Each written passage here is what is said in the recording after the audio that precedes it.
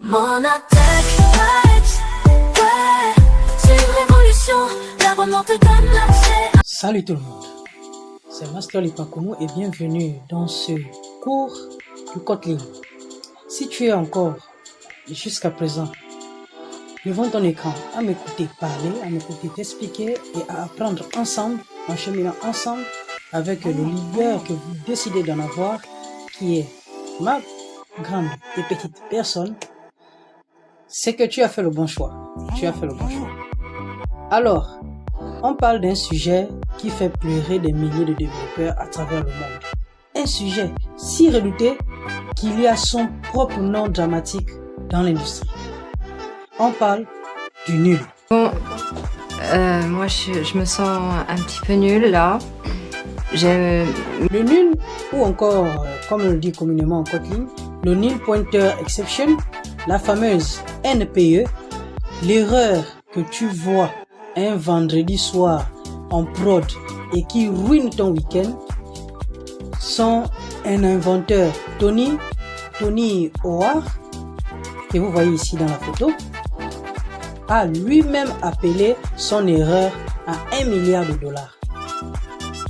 Jusque là, j'espère que tout va bien. Ouais, 1 milliard, juste parce qu'il a laissé les développeurs mettre nul partout. Nul partout. Kotlin a décidé que ça suffisait. Et dans ce cours, on voit comment il règle le problème. La variable nullable versus la non nullable, l'opérateur safe call, l'opérateur Elvis et l'opérateur double bang à manier vraiment avec précaution. Donc je t'invite à faire comme moi, à ouvrir ton IDE, ton IntelliJ, comme depuis le début de ce cours nous sommes sur IntelliJ. Que tu as la version professionnelle, tu peux juste ouvrir le RPL, ou encore prendre la version community comme moi ici. Et ensuite, nous allons passer par défaut, pas de nul. Ça ne fait pas de mal, tu verras. La première chose à savoir sur Kotlin, par défaut, une variable ne peut pas être nulle. C'est pas une option, c'est pas une règle et elle est vérifiée à la compilation, pas à l'exécution. Concrètement, regarde ce qui se passe si tu essayes quand même. Nous allons prendre une variable ici, une variable que nous allons surnommer la variable rock, n'est-ce pas? Nous allons lui affecter d'abord un integer avant de lui donner comme valeur nul. Donc, si moi un peu par ici dans notre IntelliJ, je vais mettre un peu cet espace là. Si je lui dis var de rocks, n'est-ce pas? Var de rocks, deux points. Je lui dis, prends d'abord un int, n'est-ce pas? Prends d'abord un int. Et je l'affecte ici.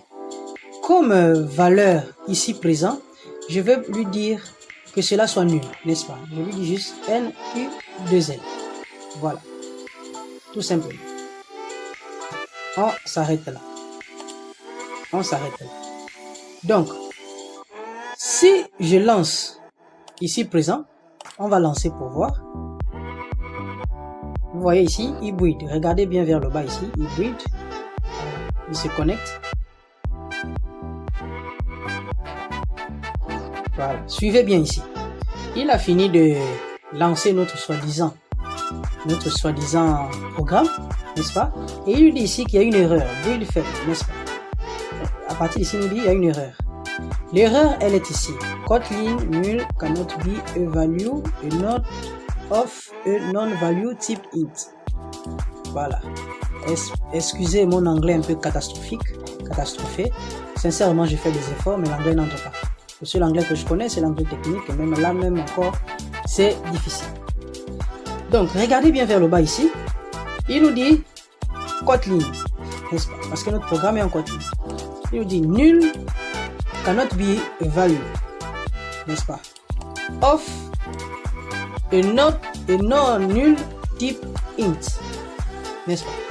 On va un peu expliquer. En fait, le compilateur te bloque immédiatement. Il refuse de produire du code qui pourrait planter à cause d'un nul non géré. C'est comme si Kotlin te disait non, pas chez moi. C'est pas chez moi tu dois faire ça. Voilà. C'est ce qu'il faut comprendre par là. Et c'est une révolution par rapport à Java, où tu pouvais mettre nul partout et découvrir le bug 6 mois plus tard en production devant tes utilisateurs. Tu veux mettre en valeur l'horizontalité, très bien, mais à condition de ne pas oublier l'usage. Mais des fois, une valeur nulle est légitime. Peut-être que tu attends une réponse d'un serveur qui n'est pas encore arrivé. Peut-être qu'un champ est optionnel. Dans ces cas, Kotlin te donne un outil précis, n'est-ce pas? Un outil précis qu'on appelle le point d'interrogation. Donc par là, je vais d'abord mettre en commentaire notre première variable et je vais créer une deuxième variable qu'on va appeler marble et ensuite nous allons lui donner aussi la même variable nulle, n'est-ce pas? Vous voyez celle-là? Je vais d'abord la mettre en commentaire ici pour qu'il puisse l'ignorer. Je vais créer une variable ici que nous allons appeler la variable marbre pour que vous puissiez comprendre que c'est la même chose. Et je lui dis ici, garde-nous notre int ici, affecte la valeur nulle ici à l'intérieur de cette donnée-là. Comme vous voyez, jusque-là, tout est pareil. Mais si je lance, cela va être bloqué automatiquement. Alors, qu'est-ce qu'il faut pour y remédier? C'est assez simple. Assez simple. Il suffit que je vienne ici, je mets un point d'interrogation, comme dit précédemment, et vous voyez que l'erreur qui était ici a disparu. Si je l'enlève, vous voyez, l'erreur est revenue, qu'il y a une erreur ici, n'est-ce pas? Voilà. Donc, si je mets le point d'interrogation, l'erreur a disparu. Et là, si je le lance, vous allez voir que notre projet va démarrer. Voilà, il a démarré, le processus est terminé. Le processus est terminé. Tout simplement. Tout simplement. Donc, le point d'interrogation après le type, c'est ta déclaration explicite. Cette variable peut valoir nul et j'en suis conscient. C'est ce qu'il faut comprendre par là. Donc, tu choisis, tu contrôles. C'est ça la philosophie de Kotlin sur la nullabilité. Pas d'interdiction totale, mais zéro surprise. Accidentelle. Que c'est pas un accident du tout. L'opérateur safe call. Alors, qu'est-ce que c'est? Maintenant qu'on a une variable nullable, le vrai défi, c'est comment l'utiliser en toute sécurité. L'exemple classique, tu veux décrémenter une variable, mais elle pourrait être nulle. Alors, nous allons créer une petite variable ici. D'accord? Je vais te montrer tout d'abord une version longue. Ensuite, nous allons voir la version assez facile. Voilà. Donc, on va créer notre variable. Reprenons nos variables poisson comme d'habitude. Nous allons mettre fish food, par exemple. Notre variable fish food. À partir de là, je viens ici, je crée notre variable fish food. Donc, var fish food, n'est-ce pas? Et je l'affecte comme donnée un chiffre 6. Donc, les poissons qu'on va manger, soi-disant, sont 6. Donc, si elle est différente de nul, décrémente-moi cette donnée-là jusqu'à la fin. Voilà. Donc, nous allons créer ici une condition, comme nous avons vu précédemment. Une condition ici. Notre condition va nous permettre de décrémenter cet élément-là. Cette variable-là que nous avons conçue ici. Un instant. Donc, à partir de là, je lui dis if si fish food est différent, le point d'exclamation, est différent de nul, n'est-ce pas? Si fish food est différent de nul, si elle n'est pas nulle, alors décrémente-la. J'espère que jusque là nous sommes d'accord et que tout va bien.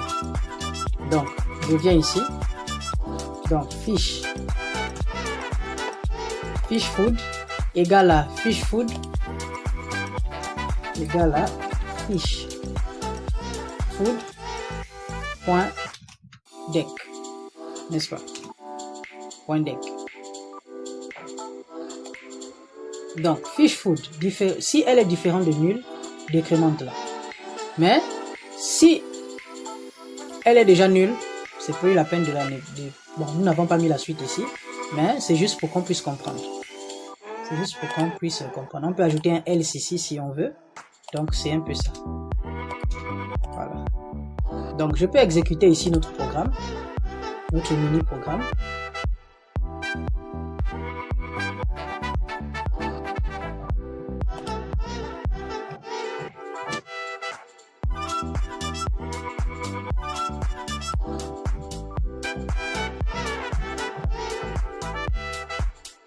Ah oui, je comprends pourquoi. Ah oui. En fait, ici, nous ne lui avons pas dit de nous afficher ça à la console. Voici pourquoi les deux essais, ils n'affichent rien. Donc, ce qu'il nous faut ici, c'est notre println, ou bien nous récupérons juste dans notre fonction ici, nous ajoutons même un println, n'est-ce pas?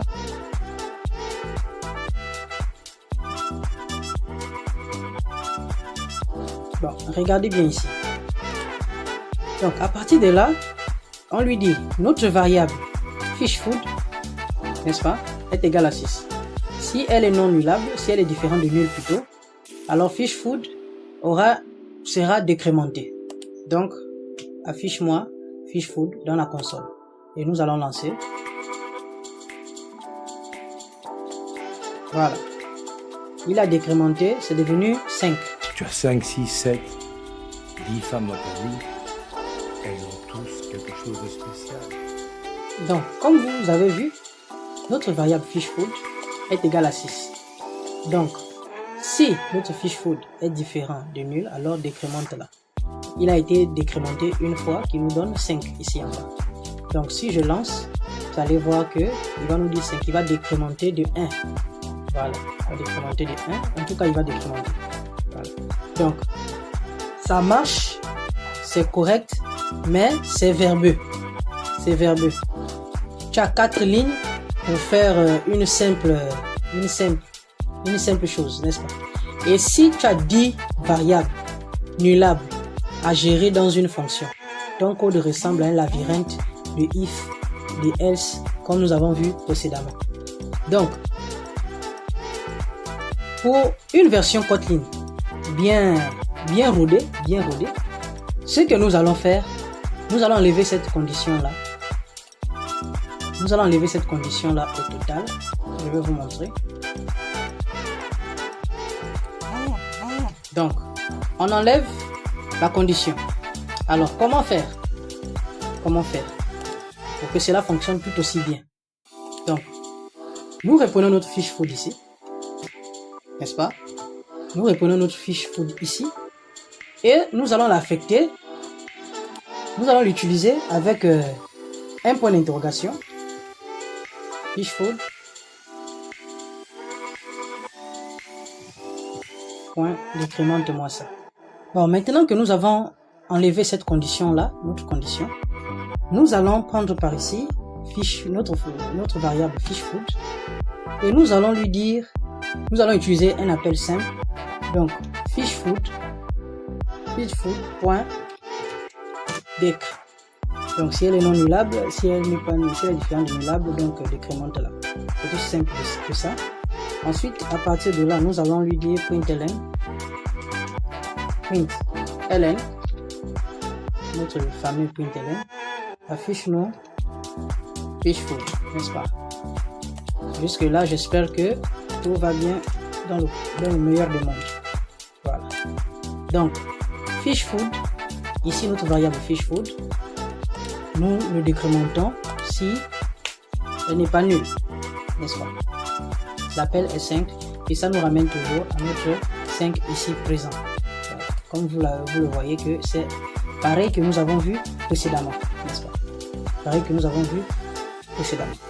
Donc, pour gérer encore mieux les variables, les valeurs nulles, pour gérer encore mieux, donc, nous allons ajouter notre fameux point d'interrogation pour que le safe call puisse opérer vraiment à 100%. Donc, à partir de là, reprenons notre variable ici, fishFood. fishFood ici, je lui dis, je veux que ce soit un int, n'est-ce pas? Ensuite, je l'ajoute un point d'interrogation. Et à partir de là, vous voyez que l'erreur est descendue au niveau du point ici. L'erreur qui était là est descendue ici. Vous voyez, il y a une erreur. Alors, comment y remédier? C'est aussi simple que ça. Nous allons mettre un point d'interrogation devant qui va être comme un gardien. Voilà, qui va être là comme un gardien. Donc, ici avant le point, je mets un point d'interrogation. Vous voyez que l'erreur a disparu. Donc, si je prends une autre ln ici, logiquement, nous ne devons pas avoir d'erreur. Voilà, c'est revenu toujours à 5. Comme vous le voyez ici présent. Et on peut même encore ajouter quelques petits trucs. Donc un nouveau point d'interrogation ici par exemple, un point d'interrogation pour lui dire que si ce n'est pas 0, voilà, si ce n'est pas 0, donc on va lancer, voilà. Il nous dit c'est toujours 5.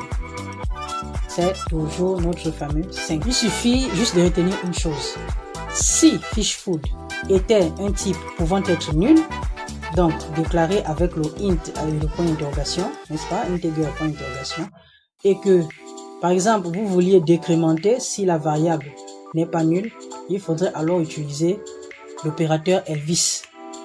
L'opérateur Elvis que nous allons voir par la suite en plus précisément. Voilà. Pour lui attribuer une valeur de secours. Mais comme vous l'avez vu ici, ça c'est l'opérateur Elvis qui est ici. Et si on enlève ça, ça veut dire que nous avons fait du safe call. Voilà. Pour aller plus en profondeur, il faut savoir que une ligne propre est sûre et lisible. Donc, c'est ce que j'appelle le code défensif sans effort. Donc, imagine que tu envoies un message à quelqu'un, le point d'interrogation, point virgule, n'est-ce pas? C'est comme dire deux points, si la personne existe et est disponible, envoie le message. Sinon, laisse tomber tranquillement. Voilà. Donc, le double point d'exclamation qu'on verra dans un instant, c'est la force de la même porte. Si personne ne répond, spoiler, ça finit mal. Pour rendre service, je suis toujours le premier, mais ces trucs-là, ça finit toujours mal. Il faut savoir que là, on arrive à mon opérateur préféré de tout Kotlin, pas juste pour ce qu'il fait, mais pour son nom. Mesdames et messieurs, je vais vous remontrer l'opérateur Elvis. Voilà. Donc, nous avons notre FishFood ici. Vous avez vu, précédemment, nous avons juste fait un point d'interrogation, 2 points, et un 0. C'est là. Nous avons utilisé l'opérateur Elvis. Il est là. Donc, avec opérateur Elvis. Elvis bidule, alors c'est quoi? 2 caractères, 2 points, point d'interrogation, 2 points. Penche la tête sur le côté, tu vois le point d'interrogation, c'est un smiley avec une coiffure gonflée, comme Elvis Presley. Les développeurs Kotlin avaient de l'humour, clairement ils avaient de l'humour. Mais au-delà du nom, c'est un outil redoutable et utile. Cette ligne se lit comme ça. Tente de décrémenter FishFood. Si elle n'est pas nulle, si le résultat est nul, soit parce que la variable était déjà nulle, alors utilise 0 comme valeur par défaut. C'est le pattern, valeur ou défaut. Tu le verras partout en Kotlin, tu le verras vraiment partout, parce que la majorité des utilisateurs, des développeurs Kotlin le font de temps en temps. C'est ce qu'il faut comprendre de cette ligne-là. Notre fameux opérateur Elvis. Voilà. Sans Elvis, n'est-ce pas? Nous allons tenter, sans Elvis, créons d'abord une variable, une version, on va dire Bava, et nous allons voir une version Kotlin, n'est-ce pas? Créons d'abord une première variable que nous allons appeler ici résultat. Donc résulte. On va laisser un peu d'espace en haut là-bas. Non, faut pas qu'il nous affiche ça. Voilà. J'ai enlevé juste l'affichage, je n'ai rien fait de plus. Donc je vais mettre ici notre variable résulte, n'est-ce pas? Que nous allons affecter comme donnée, nous allons affecter une condition qui va récupérer notre FishFood différent de nul, alors décrémente, sinon c'est 0. N'est-ce pas? Nous l'avons déjà fait dans des codes, dans des vidéos précédentes. Je pense que c'est pas une surprise pour tout le monde de voir ça ici. Donc si fish food, voilà. Oh, j'ai oublié un L là. J'ai oublié un L. Donc, si fish food est différent de nul, alors fish food sera décrémenté, sinon c'est 0. C'est ce qu'il faut comprendre de la ligne que nous allons mettre ici. Donc alors, fish food, point deck, fish food sera décrémenté. Oui. Sinon, on peut ajouter un else ici, un else à ce coin-là, pour lui dire else, alors utilise 0. Voilà.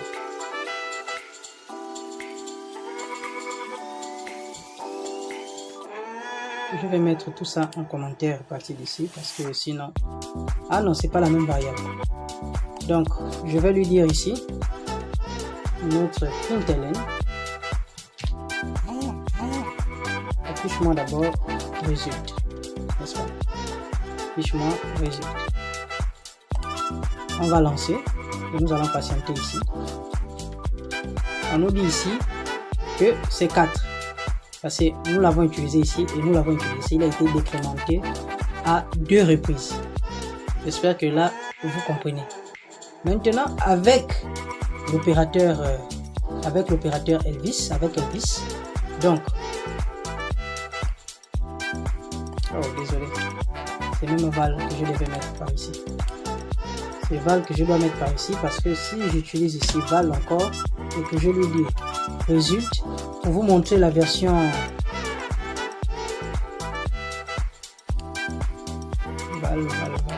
la version de Kotlin, elle est beaucoup plus courte avec Elvis. Ça c'est sans Elvis. Je vais écrire ici en haut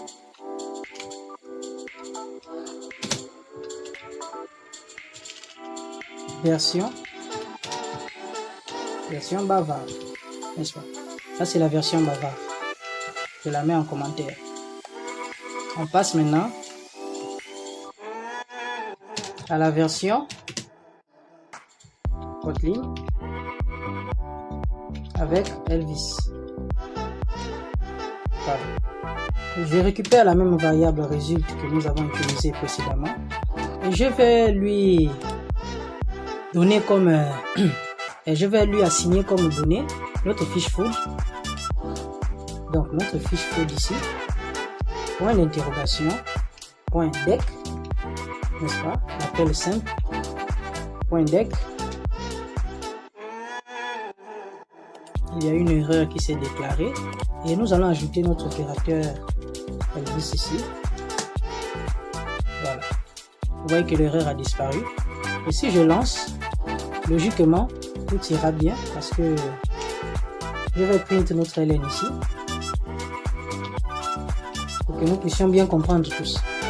Je print notre ln ici et je vais lui dire affiche-moi résulte. Voilà, affiche-moi résulte. Et ensuite je démarre. Il revient à 4. Pourquoi il revient à 4? Parce que ici, nous l'avons utilisé. Nous l'avons mis en commentaire à ce niveau-là. Donc, c'est moins la décrémentation de cette ligne-là. Voilà. Donc, à partir de là, il décrémente une fois, ça fait 5. Et il décrémente la seconde fois, ça fait 4. Et ainsi de suite, ainsi de suite. Vu que initialement, nous avons 6. Si n n'est pas nullable, il enlève 1. Il enlève 1. Il enlève encore 1. Voilà.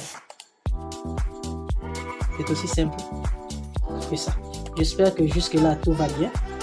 Donc, il faut comprendre que c'est la même logique. 2 fois moins de caractères. Et une fois qu'on est habitué à Elvis, avec le point d'interrogation 2 points, c'est fini. C'est immédiatement lisible. Il faut juste s'habituer. C'est en codant qu'on devient codeur. Donc, la règle est simple. Dès que tu veux une valeur par défaut en cas de nul, pense à l'opérateur Elvis. L'opérateur Elvis. Dès que tu veux une valeur différente, une valeur, n'est-ce pas? Dès que tu veux une valeur par défaut, en cas de nul, au cas où ta donnée sera nulle, tu veux une valeur, pense à l'opérateur Elvis. Ce sera parfait. Ce sera parfait. Donc, nous allons passer à l'opérateur qui nous attire ici encore une fois, le double banque. Je vais mettre ici l'opérateur.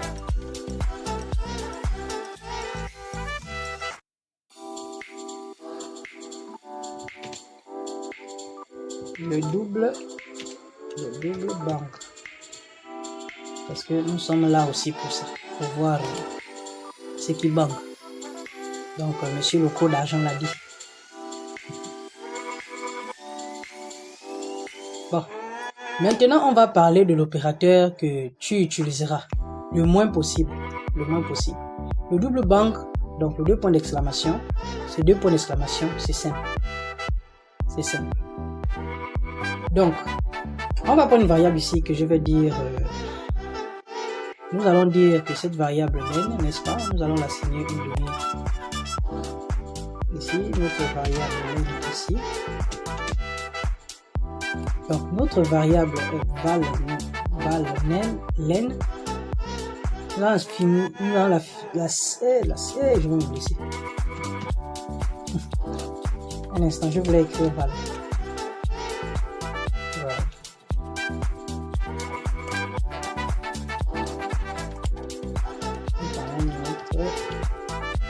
Ça veut dire que c'est TH.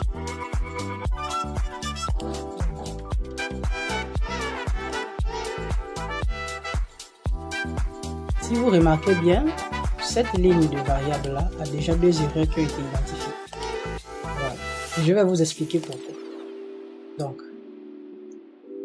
ce que fait le 2 points d'exclamation, il dit au compilateur, je garantis que cette valeur n'est pas nulle. Fais-moi confiance. Vous allez voir maintenant le fais-moi confiance là. Ça va nous déclarer logiquement une erreur. Voilà. Ça nous déclare une erreur. Mais, et pourtant nous avons dit au compilateur de me faire confiance. Et si tu as tort, si la valeur est nulle, Kotlin fait exactement ce qu'il lui a demandé. Il plante avec un nul pointeur d'exception. Donc, tu te souviens au début du cours, je t'ai dit que Kotlin protège contre les NPE. Avec le double point d'exclamation, tu désactives cette protection volontairement. C'est toi qui prends la responsabilité. La responsabilité. Alors, pourquoi ça existe? Parce que des fois, tu as une connaissance du contexte que le compilateur n'a pas. Tu sais avec certitude, à travers une logique métier, une validation préalable, que la valeur ne peut pas être nulle à cet endroit précis. J'espère que tu comprends. Je répète encore. Parfois, il y a des fois que tu as une connaissance du contexte, que le compilateur lui-même il n'a pas cette connaissance-là. Le compilateur lui n'a pas ça, cette connaissance-là. Toi-même tu sais avec certitude que à travers une logique métier, n'est-ce pas, une validation préalable, que la valeur ne peut pas être nulle à cet endroit précis. Dans ce cas, le 2 points d'exclamation te permet de le dire explicitement plutôt que de contourner le système avec du code bizarre. Mais c'est un outil de dernier recours. Si tu te retrouves à écrire 2 points d'exclamation partout dans ton code, c'est un signal d'alarme qu'il faut revoir ta gestion de nullabilité. Donc la règle d'or du double banque, c'est de l'utiliser. Utilise-le uniquement quand une valeur nulle serait genuinement, exceptionnellement, écoute bien, genuinement exceptionnel, et que tu veux que ça plante fort et clairement. Si ça arrive, plutôt que de continuer silencieusement avec une valeur corrompue, alors tu sais quoi faire. Donc utilise-le quand une valeur nulle serait vraiment exceptionnelle. Voilà. sera vraiment exceptionnel. Cultivons en nous ce quelque chose de divin qui ne capitule jamais. Nous récapitulons ce que nous avons vu aujourd'hui. Vous voyez que le triangle de l'annulabilité en Kotlin, c'est pour la sécurité. Par défaut ou bien pour le défaut. 2 points d'exclamation pour le cas d'exception. Je reprends.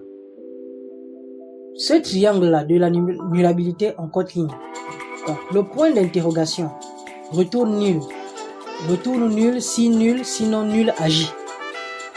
Accès sécurisé. C'est ce qu'il faut comprendre. Donc ça retourne nul, si nul, sinon nul agit.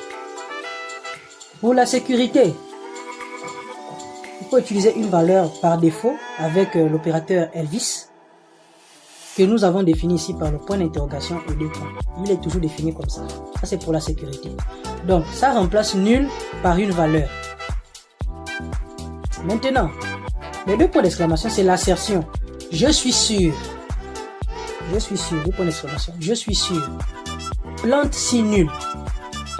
C'est ce que tu dis à l'appareil. Plante si c'est nul. Voilà. Plante si c'est nul. Donc c'est le NPI. 2 points d'exclamation. C'est pour les cas d'exception. Dans 90% des cas, tu utiliseras les 2 premiers. Le 3e avec parcimonie. Donc voilà notre cours sur l'annulabilité en Kotlin. C'est pas juste une feature, c'est une philosophie. Kotlin te force à être honnête sur ce qui te peut, sur ce que tu peux ou sur ce qui peut ou ne peut pas être nul. Et ça change la qualité de ton code. Il a vraiment utilisé le code. Après le type, la variable nullable est autorisée, n'est-ce pas? Le safe call agit seulement si non nul. L'opérateur Elvis, c'est la valeur par défaut si c'est nul. Si votre donnée est nulle, vous mettez une donnée par défaut, une valeur par défaut. Le double bank, c'est une assertion risquée à utiliser avec discernement. Donc, dans les cours suivants, on va attaquer les tableaux, les listes, les boucles.